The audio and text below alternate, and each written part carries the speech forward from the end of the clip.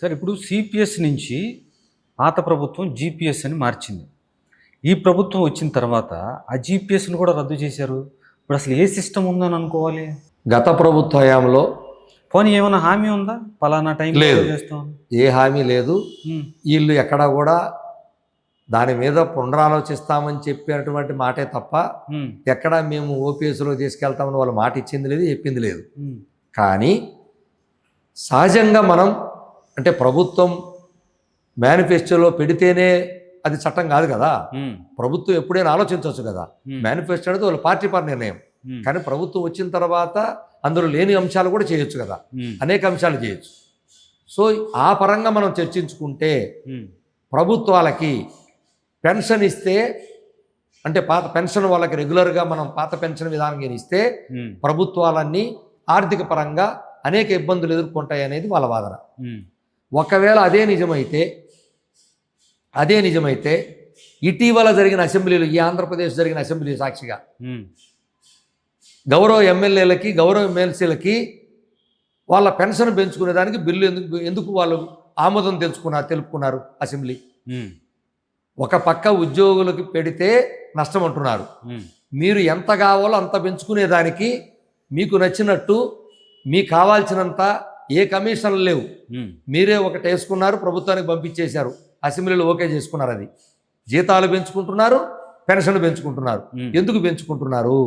మీరందరూ కూడా ప్రజాసేవ చేయడానికి కదా వచ్చారు. మేము కేవలం పని చేసుకొని కూలి చేసుకొని నా కుటుంబాన్ని బతికి చూడ నేను వచ్చాను. ఈ రోజుల్లో వాస్తవంగా చూస్తే ఇప్పుడు చేసే ప్రజాప్రతినిధులు అందరూ కూడా దానికోసం ఏమన్నా వస్తున్నారా? ఆ జీతం కోసమే వాళ్ళు బతుకుతున్నారా? ఆ పెన్షన్తోనే వాళ్ళు బతుకుతారా? మరి ఒకవేళ నిజంగా దాంతో బతుకుతుంటే మరి మేము అట్నే బతకాలి కదా, దాంతోనే బతకాలి. నిజమే, కొంతమంది ఉంటారు ఎప్పుడు ప్రతి దాంట్లో. మరి వాళ్ళు నిజంగా దానికోసమే బతికితే 40 ఏళ్ళు సార్ మేము సేవ చేస్తే 40-50 కోట్లు ఖర్చు చేసుకొచ్చిన వాళ్ళు పెన్షన్ల కోసం బతుకుతారా? మరి మీరే ఆలోచన చేయండి. మరి మేము జీతం ఆ నెల తీసుకొని ఆ నెల జీతంలో మొత్తం చూడండి రమాకాంత్ గారు, 12 మాసాల జీతం, 12 మాసాలు కదా సంవత్సరానికి. 12 మాసంలో ప్రభుత్వ ఉద్యోగి, ప్రజలకు తెలియాలి ఇది, ప్రభుత్వ ఉద్యోగి తీసుకునేది 9 లేదా 10 మాసాలు మాత్రమే. పెద్ద ఉద్యోగి అయితే 9 నెలలే, కొద్దిగా చిన్న ఉద్యోగి అయితే 10 నెలలు. 3 నెలలు సుమారుగా ట్యాక్స్ రూపంలో మేము ప్రతి సంవత్సరం చెల్లించాలి. ఈ చెల్లించిన డబ్బులు కూడా ప్రజలకు వెళ్తున్నాయా లేదా? మేమేం పెట్టట్లేదు, ప్రజల డబ్బులు తింటున్నారని చెప్తున్నారు. మా డబ్బులు ప్రజలకు వెళ్తున్నాయా లేదా? ట్యాక్స్గా ఇన్కమ్ ట్యాక్స్ కడుతున్నామా లేదా? టంచనగా ₹1 కూడా తేడా లేకుండా కట్టే ఏకైక వర్గం ఉద్యోగుల వర్గం అని నేను గుండె మీద చేసుకొని చెప్తాను. తేడా చూపించే అధికారం అవకాశం లేదు కదా. ప్రభుత్వం ఎంత ఇస్తుందో అంత ప్రతి నెల డిడక్ట్ చేస్తుంది మా దగ్గర నుంచి. మరి ఇంత ఎక్కువ ఆదాయం నుంచి కట్టి పకడ్బందీ కడతాం. వేరే దొంగదారులు చుట్టానికి కూడా మాకు కుదరదు, పకడ్బందీ కడతాం. ఈ 3 మాసాలు అయిపోద్ది. ఇక మిగిలిన 9 మాసాల జీతాలు ఉప్పుకో, పప్పుకో, బియ్యానికో, మొత్తానికి పాలకో, ఇంటి అద్దెకో కడితే ఎక్కడికి పోతాయి? మళ్ళీ ప్రజలకే చేరుతున్నాయి. మేము ఎక్కడ తింటున్నాం చెప్పండి డబ్బు? ఇక కనీసం ఫైనాన్షియల్ ప్లాన్ అంటే ఆర్థిక ప్లాను అంటే పాపం గతంలో ఇప్పుడు పోలీసే తీసుకోండి, సరెండర్ లీవులు వస్తే ఒక జనవరిలో ఒక ఎల్ఐసి కట్టుకుందామనో, లేకపోతే ఇంకొక ఇన్సూరెన్స్ కట్టుకుందామనో, లేకపోతే ఇంకొక పిల్లల కోసం చదువు కోసం దాచిపెట్టుకుందామనో, లేకపోతే వైద్య కొరత పెట్టి ఒక ప్లాన్ పెట్టుకుంటారు. ఆర్థిక ప్లాన్ ఉంటుంది, ఫైనాన్షియల్ ప్లాన్. మొత్తం సర్వనాశనం అయిపోయింది గత 10 సంవత్సరాల నుంచి. ప్లానే లేదు.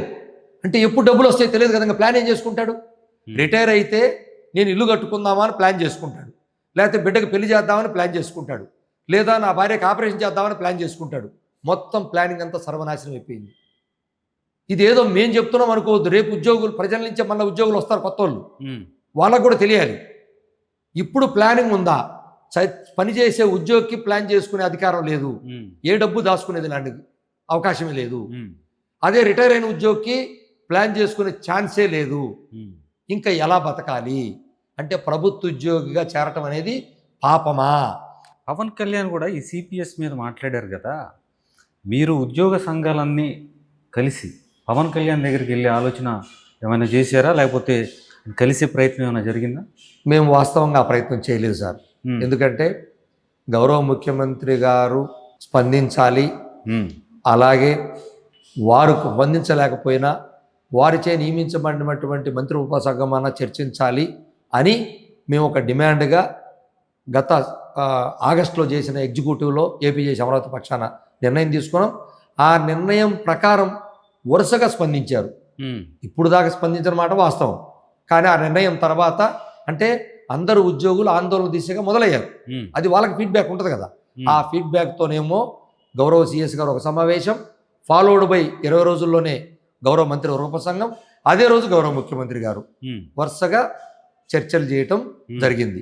కాబట్టి మేమైతే తప్పకుండా ఉద్యోగులు ఆయన గౌరవ ఉప ముఖ్యమంత్రి వర్యుల దగ్గరికి మేము పోలేదు, ఈయన తప్పకుండా చర్చిస్తారనుకున్నాం. అదే చర్చించారు. ఆ నమ్మకం కూడా మాకు ఇప్పుడు కూడా ఉంది.